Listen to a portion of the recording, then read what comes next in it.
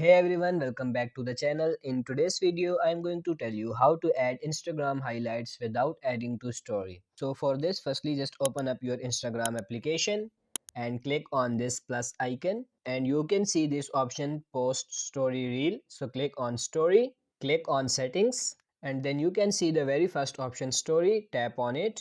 You have to tap on this close friends. So you can select accounts here like I want to select this one or this one and click on done. Then tap on done again in the upper right corner. Now just add your story, like whatever story you want to add, and tap on this close friends. Now only those people will see. You choose your close friends. Click on your story again. So you just simply have to click on highlight, then you have to give some title and click on add and your highlight is added. Click on done. Now your highlight is added on your profile. So if this video was helpful, like this video and subscribe to the channel. Thank you.